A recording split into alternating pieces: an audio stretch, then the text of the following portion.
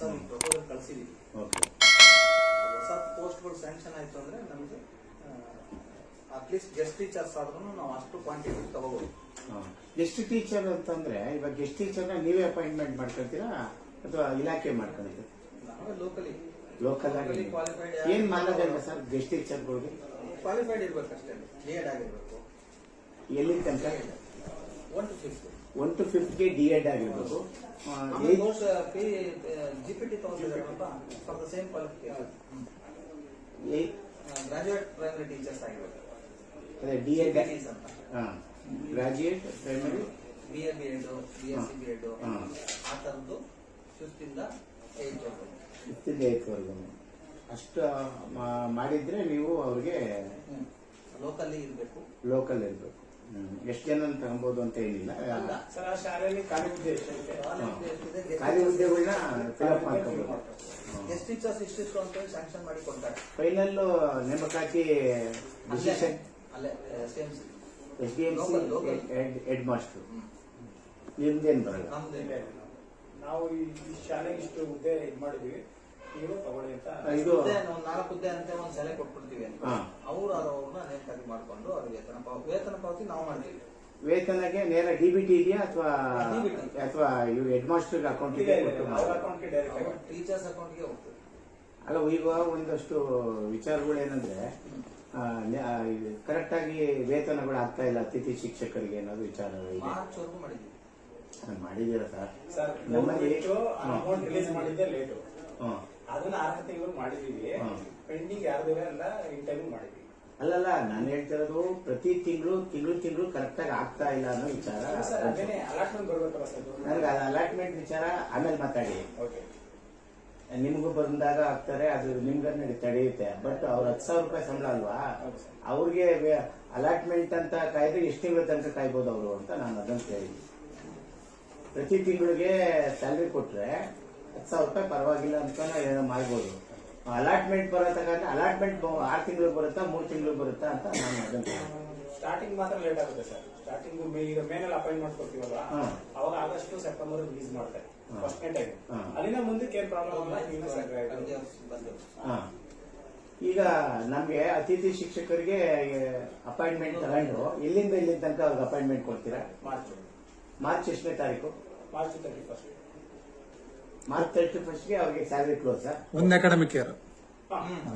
ಇನ್ನ April May 2 ತಿಂಗಳು ಅವ್ರಿಗೆ ಖಾಲಿ ಇರ್ಬೇಕಾ ಸರ್ ಅವರು? ಸರ್ ರಜೆ ಅಲ್ಲ, ಅವ್ರಿಗೆ ಸ್ಯಾಲರಿ ಡ್ಯೂಟಿನೇ ಮಾಡಲ್ಲ ಅಲ್ಲ ಸರ್?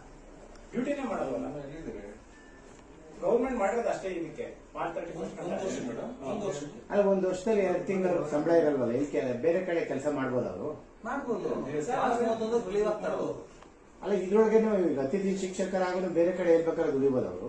ಹಂಗಲ್ಲ, ಈಗ ರಜಾ ಇದೆಯಲ್ವಾ, ಮಾರ್ಚ್ 31 ಸ್ಯಾಲರಿ. ಆ 2 ತಿಂಗಳೆಲ್ಲ ಬೇರೆ ಕಂಪ್ನಿಗೆ ಹೋಗ್ಬೋದಾ? ಆಮೇಲೆ ಸರ್ ಅವ್ರನ್ನ ಅಲ್ಲ, ಅವ್ರಿಗೆ ಏನ್ ಗೊತ್ತಾ, ಅವ್ರಿಗೆ ಮುಗೀತು, ಅವ್ರಿಗೂ ನಮಗೂ ಸಂಬಂಧ ಇಲ್ಲ. ನೆಕ್ಸ್ಟ್ ಅವ್ರು ಸೇರ್ಕೊಂಡ್ರೆ ಅವರೇ ಬರ್ತಾರ ಬೇರೆಯವ್ರು ಕೊಡ್ತಾರ ಗೊತ್ತಿಲ್ಲ. ಅವಾಗ ಬಂದವರು ಕೌಂಟ್ ನಮ್ಗೆ. ಬಟ್ ಈಗ ಅವ್ರಿಗೆ ಭದ್ರತೆ ಅನ್ನೋದಿಲ್ಲ. ಅಂದ್ರೆ ನೆಕ್ಸ್ಟ್ ನೀವು ಕೊಟ್ಟರು ಕೊಡ್ಬೋದು, ಬಿಟ್ಟರು ಬಿಡ್ಬೋದು ಅನ್ನೋ ತರನ. ಅಲ್ಲ, ನಾರ್ಮಲಿ ಪ್ರಿಫರ್ ಮಾಡ್ತೀರಾ ಹೆಂಗೆ ಸರ್? ಈಗ ಈ ವರ್ಷ ತಗೊಂಡಿರ್ತಿರಲ್ಲ, ಈ ವರ್ಷ ಬಂದಿರೋದಲ್ಲ ಗೆಸ್ಟ್ ಟೀಚರ್, ಅವ್ರನ್ನೇ ಪ್ರಿಫರ್ ಮಾಡ್ತೀರಾ ಇಲ್ಲ ಬೇರೆಯವ್ರನ್ನ ಮಾಡ್ಕೊಂತೀರಾ? ಸರ್, ಇವಾಗ ಏನಾಗುತ್ತೆ, ಸಾಮಾನ್ಯವಾಗಿ ಅವರೇ ಕಂಟಿನ್ಯೂ ಆಗ್ತಿರ್ತಾರೆ. ಅಲ್ಲ, ಅದನ್ನ ಸಾಮಾನ್ಯವಾಗಿ ಇನ್ ಜನರಲ್ ಆಯ್ತಾ. ಮೊದಲನೇದಾಗಿ ಇಲ್ಲಿ ಸಿಗದೆ ಕಷ್ಟ ಇದೆ. ಗೆಸ್ಟ್ ಟೀಚರ್ ಬಂದವರು ಕಂಟಿನ್ಯೂ ಆಗ್ತಿರ್ತಾರೆ. ಹೋದ ವರ್ಷ ಮಾಡಿದ್ರು, ಈ ವರ್ಷ ಮಾಡ್ತಾ ಇರ್ತಾರೆ. ಆ ಥರದ್ದೇನಿಲ್ಲ, ಡಿಫ್ರೆನ್ಸ್ ಕೊಡ್ತಾರೆ. ಅವ್ರಿಗೆ ಬಿಟ್ಟಿದ್ದದು ವಿವೇಚನೆ ಅವ್ರದ್ದೇನೆ, ಡಿಸಿಷನ್ ನಮ್ದಲ್ಲ. ನಮ್ದೇನು ಜನ ಗೆಸ್ಟ್ ಟೀಚರ್ ಮಾರ್ಚ್ ತಿಂಗಳು ವೇತನ ಸಾಮಾನ್ಯವಾಗಿ ಆಗಲ್ಲ. ಅದು ಮುಂದಿನ ಬಜೆಟ್ಗೆ ಹೋಗ್ಬಿಡುತ್ತೆ. ಅವ್ರು ನೆಕ್ಸ್ಟ್ ತಗೊಳ್ಳೋದೇ ಜೂನ್ಗೋ ಜುಲೈಗೋ, ಯಾವಾಗ ಮತ್ತೆ ಅಲಾಟ್ಮೆಂಟ್ ಬರುತ್ತೋ ಅವರು. ಬಟ್ ಈ ಸಾರಿ ಏನ್ ಮಾಡಿದ್ದಾರೆ, ಪ್ರಾವಿಷನ್ಸ್ ಮಾಡಿದ್ರು. ನಾವು ಭಾರಿ ಪ್ರಯತ್ನ ನಡೆಸಿದ್ವಿ, ಮಾರ್ಚ್ ಸಂಬಳ ಕೊಟ್ಟು ಕಳಿಸ್ಬಿಡೋಣ, ರಜಾ ಇರುತ್ತೆ. ಅವರು ಗೆಸ್ಟ್ ಟೀಚರ್ಸ್ ಖುಷಿ ಆಗ್ಬಿಟ್ಟು, ಈಗ ನಾವು ಮಾರ್ಚ್ ಏನು ಏಪ್ರಿಲ್ 10 ತನಕ ವಾಲಂಟಿಯರ್ ಕೆಲಸ ಮಾಡ್ತೀವಿ ಅನ್ನೋದು ಅವರೇ ಸ್ವಇಚ್ಛೆಯಿಂದ ನಿಮಗೆ ಬರ್ಕೊಟ್ಟಿರ್ಬೇಕಲ್ಲ. ದೂರ ಹೇಳಿರೋದು ನನ್ನ ನಿಮಗೂ ಬರ್ಕೊಟ್ಟಿರ್ಬೇಕಲ್ಲ ಅದು ಆ ಥರ ಏನಾದ್ರು ಹೇಳಿದ್ರೆ ಎಲ್ಲ ಮಾಡಿಸ್ತಾವ್ರೆ ಆ ದಬ್ಬಾಳಿಕೆ ಥರ ಏನ್ ದಬ್ಬಾಳಿಕೆ ಅಂದ್ರು ನನ್ನ ಗಮನಕ್ಕೆ ಬಂದಿಲ್ಲ. ಸರ್ ನಾನು ಏನೇನು ನಾನು ನಿಮ್ಗೆ ಮಾತಾಡ್ತಾ ಇದ್ದೀನಿ ಅಂದ್ರೆ ನಾನು ಬೆಂಗಳೂರು ಉತ್ತರದ್ದು ಒಂದೇ ಮಾತಾಡ್ತಾ ಇಲ್ಲ, ಓವರ್ ಆಲ್ ಸ್ಟೇಟೇ ಮಾತಾಡ್ತಾ ನಮ್ಮಲ್ಲಿ ಇರೋದು. ಏನ್ ಗೊತ್ತಾ ಸರ್, ನಿಮ್ಮ ತಾಲೂಕಿನ ವಿಚಾರಕ್ಕೆ ಬಂದಾಗ ನಿಮ್ಮಲ್ಲಿ ಏನು ಮಾನದಂಡ ಇಟ್ಟಿದ್ದೀರಾ ಅನ್ನೋದನ್ನ ನಾನು ಸರ್, ಮಾತಾಡ್ತಾ ಇದ್ದೀನಿ. ನಾವು we have conducted 2 meetings for guest teachers.